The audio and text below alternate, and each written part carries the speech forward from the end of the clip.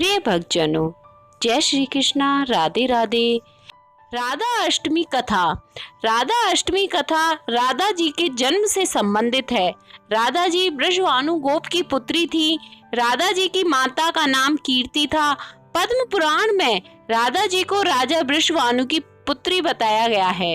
इस ग्रंथ के अनुसार जब राजा यज्ञ के लिए भूमि साफ कर रहे थे, तब भूमि कन्या के रूप में इन्हें राधा जी मिली थी।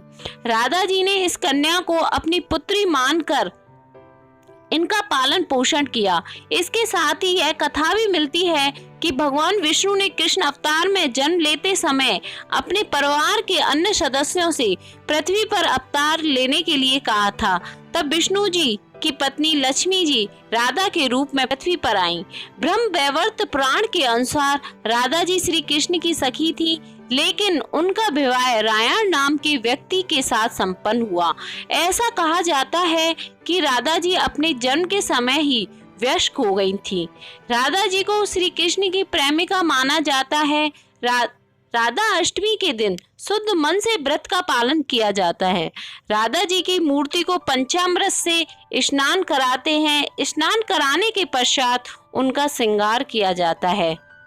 राधा जी को सोने या किसी अन्य धातु से बनी हुई सुंदर मूर्ति को विग्रह में स्थापित करते हैं। मध्याह्न के समय श्रद्धा और तथा भक्ति से राधा जी की आराधना की जाती है। धूप दीप आदि से आरती करने के बाद अंत में भोग लगाया जाता है। कई ग्रंथों में राधा अष्टमी के दिन राधा कृष्ण की संयुक्त रूप से पूजा की बात कही गई है। इसके अनुसार सबसे पहले राधा जी को पंचामृत में स्नान कराना चाहिए और उनका विधिवत रूप से श्रृंगार करना चाहिए। इस दिन मंदिरों में 27 पेड़ों की पत्तियां और 27 ही कुओं का जल इकट्ठा करना चाहिए। सवामन दूध, दही, शुद्ध घी तथा बूरा और औषधियों से मूल शांति गानी चाहिए। अंत में कई पंचामृत से वैदिक मंत्रों के साथ श्यामा श्याम का अभिषेक किया जाता है। नारद पुराण के अनुसार राधा अष्टमी का व्रत करने वाले भक्तजन ब्रज के दुर्लभ रहस्य को जान लेते हैं। जो व्यक्ति इस व्रत को विधिवत तरीके से करता है, वह सभी पापों से मुक्ति पाते हैं। ब्रज और बरसाना में जन्माष्टमी की तरह राधा अष्टमी भी एक बड़े त्योहार के रूप में मनाई जाती है। वृंदावन में भी यह उत्सव बड़े ही उत्साह के साथ मनाया जाता है। मथुरा, वृंदावन, बरसाना, रावल और माठ के राधा रानी मंदिरों इस दिन को उत्सव के रूप में मनाया जाता है। वृंदावन के राधा बल्लभ मंदिर में राधा जन्म की खुशी में गोस्वामी समाज के लोग भक्ति में झूम उठते हैं। मंदिर का परिसर राधा प्यारी ने जन्म लिया है, कुंवर किशोरी ने जन्म लिया है के सामूहिक स्वरों से गूंज उठता है। मंदिरों में बनी हौदियों में हल्दी मिश्रित दही को इकट्ठा किया जाता है और इस हल्दी मिली दही को गोस्वामियों पर उड़ेला जाता है। इस पर वह बहुत अधिक झूमने लगते हैं और नृत्य करने लगते हैं। राधा जी के भोग के लिए मंदिर के पट बंद होने के बाद बधाई गायन के होते हैं। इसके बाद दर्शन खुलते ही दधिकाना शुरू हो जाता है। इसका समापन आरती के बाद होता है। वेद तथा पुराण आदि में राधा जी का कृष्ण वल्लभा कहकर गुणगान किया गया है। वही कृष्ण प्रिया है। राधा अष्टमी कथा का श्रवण करने से भक्त सुखी, धनी तथा सर्वगुण संपन्न बनता है। भक्ति पूर्वक श्री राधा जी का मंत्र जाप एवं स्मरण मोक्ष प्रदान करता है।